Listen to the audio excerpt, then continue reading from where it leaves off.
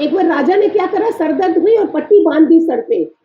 तो सारे किसी ने बोला, देखा इतने बड़े खजाने हैं वो कभी नहीं दिखाए, एक सरदर्द हो रही है तो पट्टी बांध के दिखा रहा है मुझे सरदर्द हो रही है। बाकी चीजें हम नहीं दिखाते हैं, और दुख को जल्दी जल्दी, सुख नहीं बताते हैं किसी को, और ना ही बोलते हैं भगवान हाँ मैं सुखी हूँ। इतने सुखी है फिर भी भगवान के आगे रोज मांग रहे होते हैं, समझ रहे हो? तो भगवान अगर हमें दुख ना दे तो हम निर्मल नहीं बनते हैं, हमारे अहंकार नहीं टूटते हैं।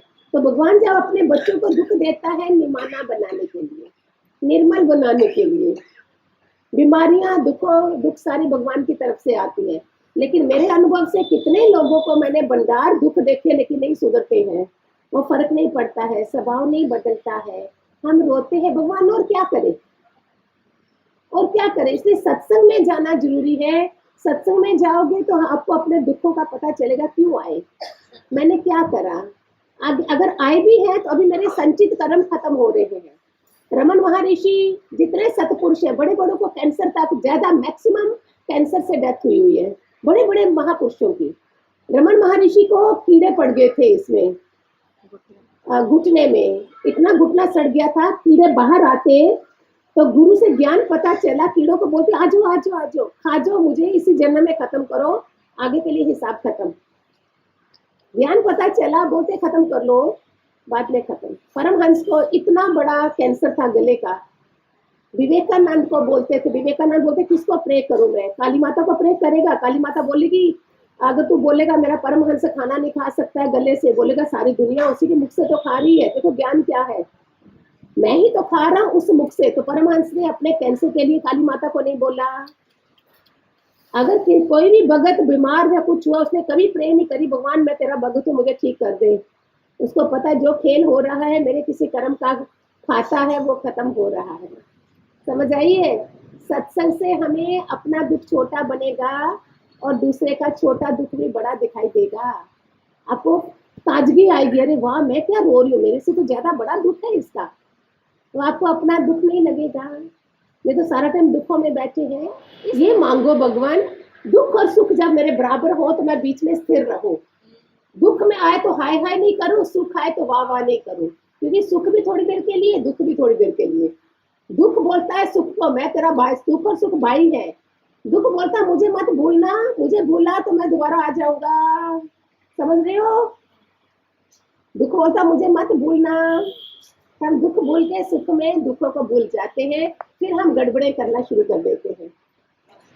भक्ति की हमें आगे बढ़ाती है, नारद की, गौरांग की, तुकाराम की, नामदेव, एकनाथ, गुरु नानक, शबरी, रानी शबरी, मीरा, बुद्ध, जितने भी बड़े हुए हैं सब लोगों ने माया को फेंक के भक्ति में लगे। और भक्ति से आज कितने नाम है, 12-15 नाम है, और दुनिया कितनी है, अरब दुनिया है। भगवान के भक्तों के नाम से 12-15 है, समझते हो? कितना रोना आना चाहिए। भगत इसमें गिन सकते हैं, और खाने के लिए दुनिया कितनी है, अरब दुनिया है। नहीं आता है उनके अंदर, आत्मा प्रवेश नहीं करता है। ये शरीर तो गाड़ी है, अंतर आत्मा को जगाए, परमात्मा की कृपा बरसे, जाने कि मैं क्या कर रहा हूँ, मैं कौन हूँ, मैं कहाँ से आया हूँ, मैंने कहाँ जाना है। रोज जाते देख रहे हो दुनिया से, लेकिन फिर भी समझते हम परमानेंट इधर हैं। रोज जाते जा रहे हो, हर किसी के घर से कोई ना कोई गया हुआ है, फिर भी समझते नहीं मैं परमानेंट हूँ इधर।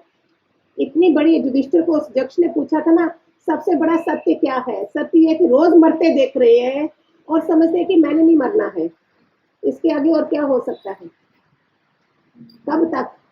जब राम कृष्ण के शरीर नहीं रहे तो हमारे कब तक? ये शमशानी विराग आ जाता, सत्संग में बैठे बैठे गर्दन हिला दी, इधर से गए तो बोले ठीक है सुनने में तो मजा आ रहा था, घर जाके हमारे से नहीं होता, वो फायदा है। घर में ही परीक्षा है, ये पढ़ाई का हाल है, घर में परीक्षा का हाल है, सारी परीक्षा घर में होगी। गृहस्थी ज्यादा भगवान को पाता है, क्योंकि गृहस्थ में वो परीक्षा में से गुजरता है। गृहस्थ आश्रम बहुत जरूरी है, वानप्रस्थ भी नहीं है जरूरी, संन्यास आश्रम भी नहीं है। गृहस्थ आश्रम में से ही भगवान कृष्ण निकले, गुरु नानक निकले, मीरा गृहस्थ आश्रम से निकली, बुद्ध गृहस्थ आश्रम से निकले, जितने बड़े बड़े गए हैं पूरे गृहस्थ आश्रम में, जैसे आप हो वैसे वो लोग थे, वैसे हम लोग थे सारे। कैसे तुम निकलना चाहोगे तो परमात्मा भी कृपा करेगा।